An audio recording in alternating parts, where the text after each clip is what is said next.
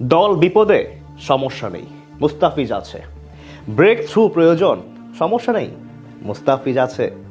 Power play, middle over কিংবা death over দলের প্রয়োজনে সব জায়গায় শুধু মুস্তাফিজুর রহমান। IL T20 লিগে দুবাই ক্যাপিটালসের ত্রাণকর্তা যেন কাটার মাস্টার, যার প্রমাণ দিলেন আজ আরও একবার। তাসকিনদের বিপক্ষে ফিজের আজকের পারফরমেন্স নিয়েই বাকিটা জানবো রিপোর্টে। চুপচাপ নামবেন, বল করবেন, উইকেট নেবেন, দলকে ম্যাচ জেতাবেন, এরপর আবার চুপচাপ চলে যাবেন। মুস্তাফিজুর রহমানের চরিত্রটাই ঠিক যেন এমন। মাঠে হাসেন কম, কথা বলেন টুকটাক, কিন্তু কাজ করেন বড় বড়। যতবার দলের প্রয়োজন পড়ে আক্রমণে এসে সেই প্রয়োজন মিটিয়ে আবার চলে যান নিজের মতো নিজে। 2016 সালে প্রথমবার IPL খেলতে গিয়ে 15-র অধিক উইকেট শিকার করেছিলেন তিনি। এরপর 10 বছর পার করে আবারও কোনো বিদেশি ফ্র্যাঞ্চাইজি টুর্নামেন্টে 15 বা এর বেশি উইকেট শিকার করলেন মুস্তাফিজ।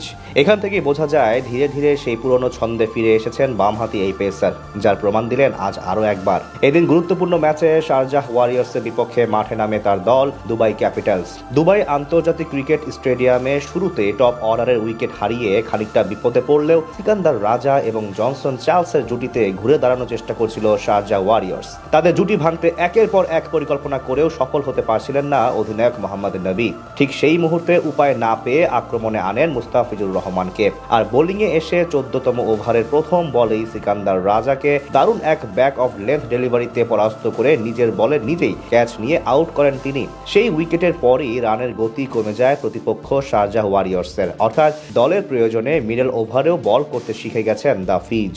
এদিন প্রথম পাওয়ার প্লেতে 2 ওভার মাঝামাঝি সময়ে 1 ওভার এবং ডেথ ওভারে করেন 1 ওভার, অর্থাৎ যখনই প্রয়োজন পড়ে আলাদ্দিনের জিনের মতো হাজির হয়ে যান মুস্তাফিজুর রহমান।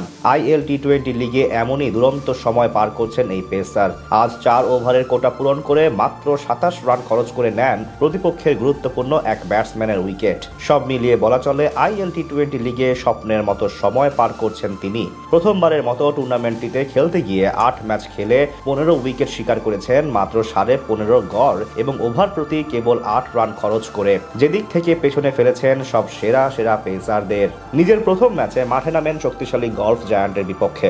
সেখানে 4 ওভারে মাত্র 26 রান দিয়ে নেন জোড়া উইকেট। এরপর আবুধাবি নাইট রাইডার্সের বিপক্ষেও 2 উইকেট শিকার করেন এই পেসার। মাঝে 2 ম্যাচে একটি করে নিলেও নিজের পঞ্চম ম্যাচে MI এমিরেটসের বিপক্ষে নেন 3 উইকেট, যেখানে করেন ওভার হ্যাট্রিক। এরপর শারজাহ ওয়ারিয়র্সের বিপক্ষে 2 ওভারে জোড়া উইকেট নেওয়ার পর রবিবার রাতে গলফ জায়ান্টের বিপক্ষে ফিরতি ম্যাচে করেন ওভার হ্যাট্রিক, আর আজ নেন আরও 1 উইকেট। সব মিলিয়ে 2025 সালে সংক্ষিপ্ত ফরম্যাটে নিজের সেরা সময় পার করছেন মুস্তাফিজ। আর তাই তো বাংলাদেশি মুদ্রায় প্রায় 12.5 কোটি টাকার বিনিময়ে IPL-এ ডাক পেয়েছেন আমাদের মুস্তাফিজুর রহমান।